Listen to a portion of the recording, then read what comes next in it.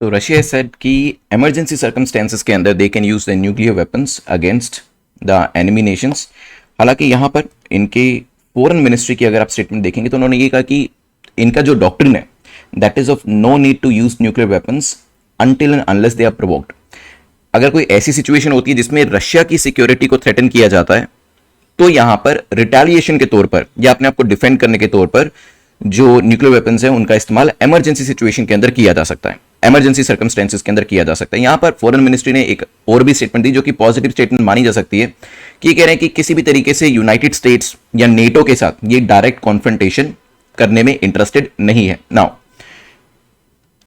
जो काफी ज्यादा मीडिया के अंदर जो न्यूज दी जा रही थी, जो स्टेटमेंट्स दी जा रही थी कि मॉस्को जो है न्यूक्लियर केमिकल वेपन्स का इस्तेमाल कर सकता है, उसको भी यहां पर इन्होंने खारिज कर दिया और इन्होंने ये भी बताया कि सिर्फ एक्सेप्शनल, दैट इज जब रशिया को किसी भी तरीके से थ्रेटन किया जाता है या फिर रशिया के अगेंस्ट में इस तरीके के वेपन्स ऑफ मास डिस्ट्रक्शन का यूज किया जाता है, सिर्फ उसी सिचुएशन के अंदर ही रशिया यहां पर रिटेलिएशन करेगा अपने आप को डिफेंड करने के लिए। तो अगर आप यहां पे देखेंगे जो रशिया का पर्सपेक्टिव है वो इंडिया से मेल खाता हुआ है, क्योंकि रशिया और इंडिया दोनों ही किस चीज की बात करते हैं, नो फर्स्ट यूज की बात यहां पर इंडिया भी करता है कि हम भी फर्स्ट यूज नहीं करेंगे न्यूक्लियर वेपन्स का। उसी तरीके से रशिया का भी यही कहना है कि फर्स्ट यूज वो भी नहीं करने वाले हैं। रिस्पॉन्स के तौर पर डेफिनेटली अगर उन्हें उकसाया जाता है तो वो यहां पर इसे कर सकते हैं। हालांकि यहां पर एक और इंपॉर्टेंट चीज है, जो ज़ैपोरिज़िया न्यूक्लियर प्लांट है, इसी मैप के ऊपर देखेंगे तो इस ज़ैपोरिज़िया न्यूक्लियर प्लांट के आसपास कहा जाता है कि दोनों ही तरफ से शेलिंग हो रही है। और यहां पर जो जेलेंस्की थे वो यूनाइटेड नेशन भी उन्होंने अप्रोच किया और जो सेक्रेटरी जनरल एंटोनियो गुटेरेस है उनसे भी बात करी कि किसी ना किसी तरीके से इस एरिया को डीमिलिटराइज कराया जाए, अदरवाइज ये वर्ल्ड के लिए एक प्रॉब्लम की बात हो सकती है। और इसी के रिस्पॉन्स में जब एंटोनियो गुटेरेस मींस कहा जाए, यूनाइटेड नेशन ने जब रशिया को कहा कि इस एरिया को, जो आपका न्यूक्लियर प्लांट वाला एरिया है, इस एरिया को डीमिलिटराइज कर दिया जाए, तो रशिया के फॉरेन मिनिस्ट्री ने इस प्रपोजल को रिजेक्ट कर दिया है। और रशिया के अपने तथ्य हैं, रशिया कहता है कि अगर इस एरिया से हम अपनी फोर्सेस को हटा लेते हैं, ये जो न्यूक्लियर प्लांट वाला एरिया है, यहां से अगर फोर्सेस हट जाती हैं तो ये एरिया और भी ज्यादा डेंजरस हो जाएगा और वल्नरेबल हो जाएगा, क्योंकि हो सकता है, उनको लगता है कि यूक्रेनियन फोर्सेस यहां पर किसी तरीके की प्रॉब्लम को क्रिएट कर सकती हैं। अब आप लोगों के जैसे जो जेलेंस्की हैं वो भी टेलीग्राम मैसेजिंग ऐप का यूज करते हैं, जो कि कहां से आती है, तो रशिया से। तो रशिया की टेलीग्राम एप्लीकेशन जो हम लोग भी यूज करते हैं, उसको यूज करते हुए यहां पर यह भी बताया गया कि ये जो डेलिब्रेट टेरर है,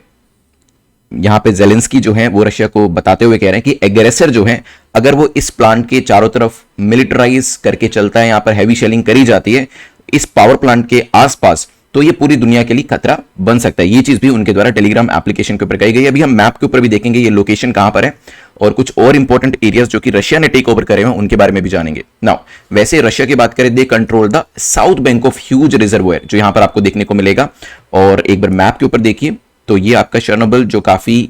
फेमस है, जहां पर अगेन जैसे भोपाल गैस त्रासदी हुई थी, उसी तरीके से चेर्नोबिल के अंदर भी हमें उसी तरीके का एक सिनेरियो काफी पहले देखने को मिला था। ये जो एरिया है ये भी रशिया की अंडर में, नीचे क्रीमिया वाला जो एरिया, ये भी 2014 के अंदर रशिया ने टेक ओवर किया था। यहां पर एक बार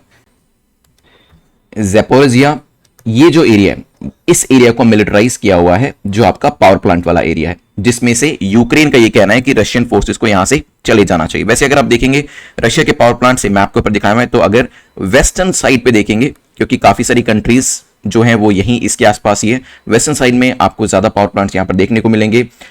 अदर देन दिस, जो रशिया का एक्सपेंशन हुआ है धीरे धीरे, जो इंपॉर्टेंट एरिया डोनेस्क एंड लोहांस्क, ये भी काफी न्यूज में आते हैं, ये भी पूरी तरीके से आप कह सकते हैं कि रशिया के अंडर में ही है। पहले कभी यूक्रेन का पार्ट हुआ करते थे, हालांकि रशिया ये कहता है कि ट्रेडिशनली अगर आप देखोगे कन्वेंशनल टाइम से ये रशिया का पार्ट हुआ करते थे।